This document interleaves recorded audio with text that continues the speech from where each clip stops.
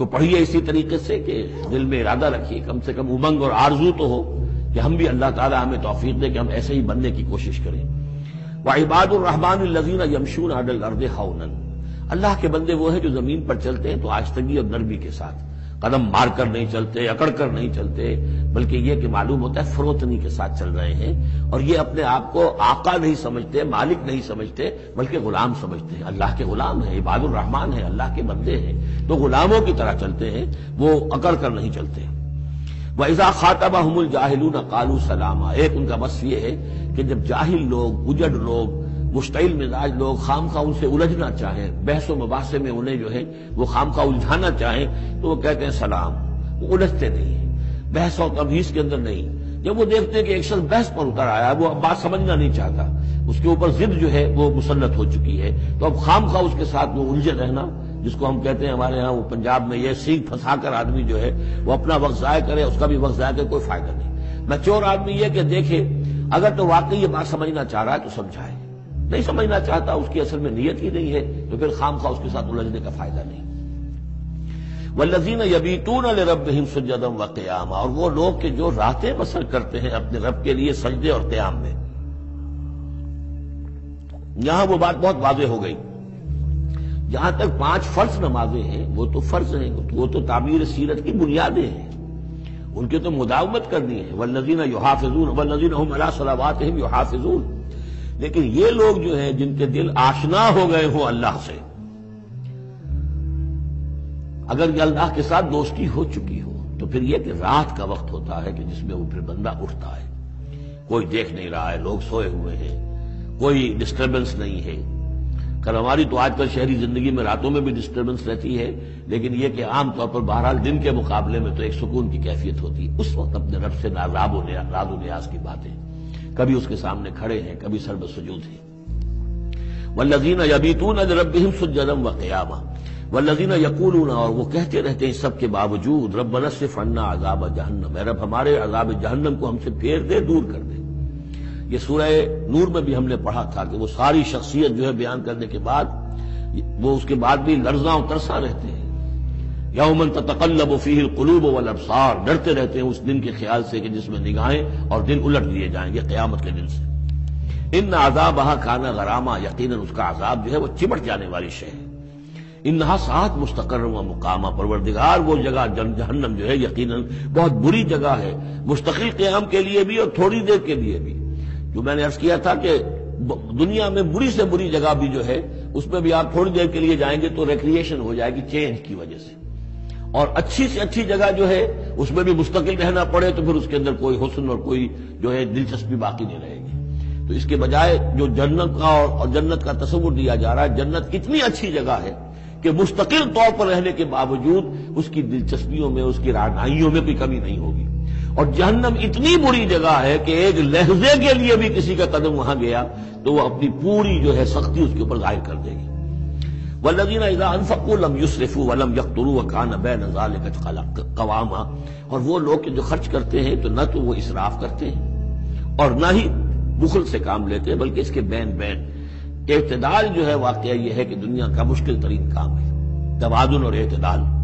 ظاہر بات ہے یہ لوگ جو میچور ہیں، سمجھدار ہیں، اب ان کے ہاں یہ ہوگا کہ ان کے اس خرچ کرنے کے معاملے میں بھی اعتدال ہوگا۔ والذین لا یدعون مع اللہ الہا آخر، 3 کبیرہ گناہ وہ ہیں جیسا کہ ہم نے پڑھا ہے سورہ نساء میں بھی، ان تجتنبوا کبائر ما تنہون عنہ، تو بڑے بڑے گناہ وہ کون سے ہیں کہ جن سے اگر تم باز رہو تو باقی چھوٹے گناہ تو اللہ تعالیٰ جو ہے وہ معاف بھی کرتا رہے گا۔ اور ان میں سے سب سے بڑا تو 2 مرتبہ فرمایا شرک، اور شرک کے بعد پھر قتل ناحق اور پھر زنا، یہ 3 ہیں۔ قتل ناحق سے بھی در حقیقت تمدن کی جڑ کٹ جاتی ہے، اور زنا سے تمدن جو ہے وہ سڈاس بن جاتا ہے، پھر اس کے اندر گندگی ہو جاتی ہے۔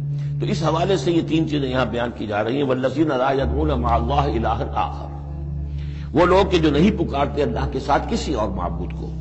ولا یقتلون النفس التي حرم اللہ الا بالحق، نہ ہی قتل کرتے ہیں کسی جان کو جس کو کہ اللہ نے محترم ٹھہرایا ہے مگر حق کے ساتھ۔ قتل کے بدلے قتل والا معاملہ ہے، یا مرتد کا قتل ہے، یا زانی شادی شدہ کا رجم ہے، جو بھی ہے۔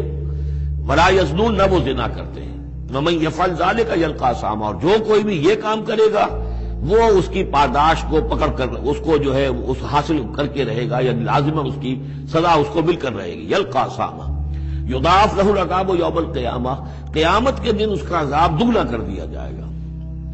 یہ آیت اس اعتبار سے بہت اہم ہے کہ منکرین حدیث نے بہت شور مچایا ہوا ہے کہ قرآن مجید میں کہیں عذاب قبر کا کوئی تذکرہ نہیں ہے، صراحتاً واقعتاً نہیں ہے، احادیث میں بہت تفصیل ہے، لیکن یہ کہ یہ مقام ایسا ہے کہ جس سے ثابت ہوتا ہے کہ قیامت کے دن سے پہلے بھی عذاب ہے.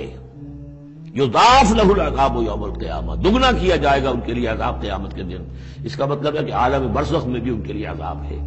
اور جو فرمایا گیا ہے کہ یہ جو قبر کا گڑھا ہے یا یہ جہنم کے گڑھوں میں سے گڑھا ہے اور یا جنت کے باغیچوں میں سے ایک باغیچہ ہے، اور یا تو وہاں ایک کھڑکی کھول دی جاتی ہے جنت کی جہاں سے ٹھنڈی ہوائیں اور خوشبوئیں آتی رہتی ہیں، اور یا یہ کہ کھڑکی کھول دی جاتی ہے جہنم کی طرف جس سے آگ کی لپٹ اور گرمی جو ہے اور لو جو ہے وہ آتی رہتی ہے.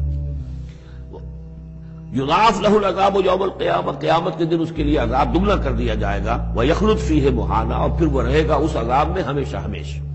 الا من تاب، استثناء ہے، استثناء یہ ہے من تابا، جو جس نے توبہ کر لی دنیا ہی کے اندر موت کے آنے سے پہلے مالب یغرغر.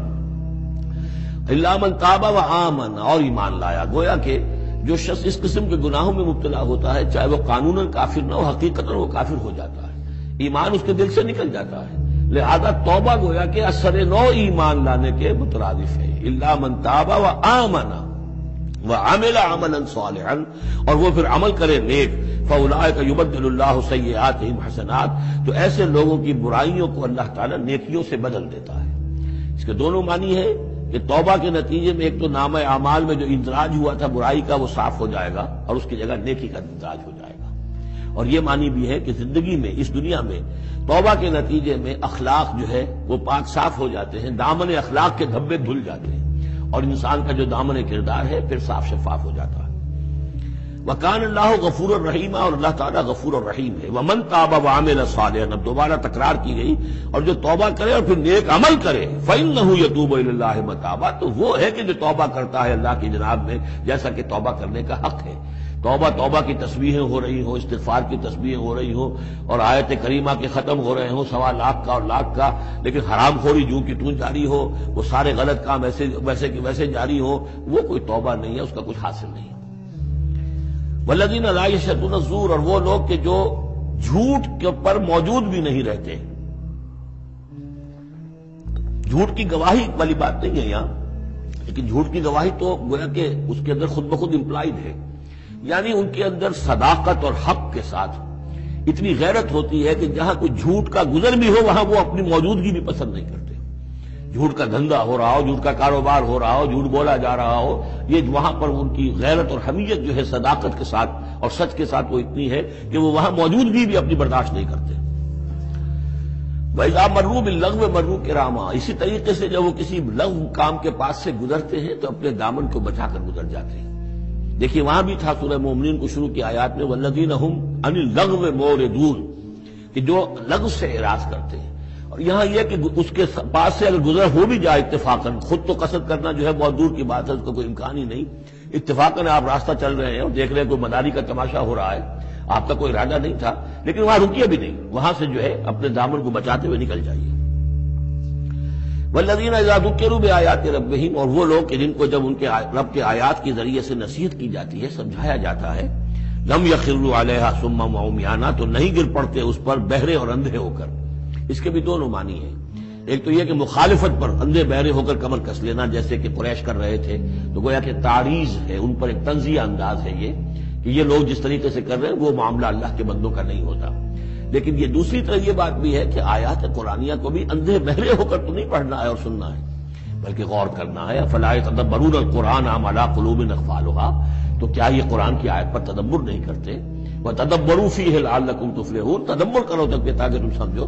تو اس طریقے سے محض جو ہے وہ قرآن مجید کو بھی اندھے بہرے ہو کر جو ماننا جو ہے اس سے بھی بہرحال عباد الرحمن جن کی یہاں تعریف کی جا رہی ہے ان کے مقام سے وہ جو مقام ہے ان کے مرتبے سے فروتر ہے. وَالَّذِينَ يَقُولُونَ رَبَّنَا هَبْ لَنَا مِنْ أَزْوَاجِنَا وَذُرِّيَّاتِنَا قُرَّةَ أَعْيُنٍ، اور وہ لوگ جو کہتے ہیں کہ اے رب ہمیں اپنی بیویوں اور ہماری اولاد کی طرف سے آنکھوں کی ٹھنڈک عطا فرما. یعنی یہ کہ جس راستے پر ہم چل رہے ہیں ہماری اولاد ہمارے گھر والے بھی اسی راستے پر چلیں تاکہ ہماری آنکھیں ٹھنڈی ہو. ایسا نہ ہو کہ میں تو اللہ کے دین کے راستے کی طرف چلنے کی کوشش کر رہا ہوں اور اولاد کسی اور طرف کو دوڑ لگا رہی ہے، تو ایک کشاکش ہے. پھر یہ جو صورتحال جو ہے فرکشن گھر کے اندر پیدا ہوتی ہے. تو اللہ تو ہمیں ہمارے گھر والوں سے آنکھوں کی ٹھنڈک عطا فرما. اور آنکھوں کی ٹھنڈک ظاہر بات ہے عباد الرحمان کی کن چیزوں میں ہوگی کہ وہ بھی اللہ کے بندے بنے، اللہ کی بندگی کے راستے کو اختیار کریں. وَجْعَلْنَا لِلْمُتَّقِينَ إِمَامًا، اور ہمیں متقیوں کا امام بنا. اس کا یہ مطلب نہیں ہے کہ امامت کی طلب ہے، بلکہ یہ کہ ہم خود امام ہیں. ایک شخص اپنے گھر کا سربراہ ہے، امام ہے، تو اے اللہ جن کے ہم امام ہیں انہیں متقی بنا دے. اس لیے کہ ظاہر بات ہے کہ میدان حشر میں جب ہم چلیں گے تو اس ایک شخص کے پیچھے اس کی اولاد چلی آ رہی ہے اور معلوم ہو کہ وہ تو جہنمی ہیں جو چلے آ رہے ہیں. یہ خود تو بہرحال ایک نیک آدمی تھا، نہیں، ہمارے پیچھے جو ہماری نسلیں آئیں اے اللہ انہیں بھی متقی بنا. جن کے ہم امام ہیں، جو ہمارے پیچھے ہیں، جن کے کہ ہم دنیا میں جیسے کہ فرمایا ہے ایک حدیث میں بھی آتا ہے کلکم راعٍ وکلکم مسئول عن رعیتہ، تم میں سے ہر شخص کی حیثیت ایک چرواہے کی ہے اور اللہ نے کچھ نہ کچھ مخلوق جو ہے اپنی اس کے چرواہے کے حوالے کی ہے. تمہاری اولاد ہے، تمہاری بیوی ہے، یہ گھر کنبہ ہے، یہ تمہارا جو ہے یہ گویا کہ تمہارے متبعین ہیں، تمہارے فالوورز ہیں. تو اللہ ہمارے فالوورز کو متقی بنا دے اور ہماری جو امامت ہے وہ متقیوں کی امامت ہو. اولئک یجزون الغرفۃ بما صبروا، یہ وہ لوگ ہیں کہ جن کو بالا خانے ملیں گے ان کے صبر کی جزا میں. انہوں نے صبر کیا. ظاہر بات ہے کہ اللہ دنیا میں بے شمار مواقع آتے ہیں حرام خوری کے، ایک بندہ مومن بچتا ہے. بہت سے مواقع پر اللہ تعالیٰ موقع دے کر آزما لیتا ہے کہ ذرا سی بھی اس کی اندر کمی ہو تو پھر یہ نکل جائے کسی غلط راستے کی طرف. انسان جو ہے صبر کرتا ہے، جذبات کو روکتا ہے، اپنی خواہشات کو روکتا ہے، شہوات کو تھامتا ہے. ان تمام چیزوں کو سنبھال کر یہ سب گویا کہ پوری زندگی صبر ہے. تو بما صبروا اولئک یجزون الغرفۃ بما صبروا، یہ وہ لوگ ہوں گے کہ جنہیں بدلے میں ملیں گے بالا خانے جنت کے ان کے صبر کے عوض. وَيُلَقَّوْنَ فِيهَا، ان کا استقبال کیا جائے گا وہاں جنت میں ان بالا خانوں میں تحیۃ وسلاما، سلام کے ساتھ اور دعاؤں کے ساتھ. خالدین فیہا، وہ رہیں گے اس میں ہمیشہ ہمیش. حسنت مستقرا و مقاما، بہت ہی عمدہ ہے وہ جگہ مستقر کے طور پر بھی، مستقل قیامگاہ کے طور پر بھی، اور مقامہ تھوڑی دیر کے لیے بھی. تو یہ گویا کنٹراسٹ ہے. جہنم کو فرمایا ساعت مستقرا و مقاما اور جنت حسنت مستقرا و مقاما.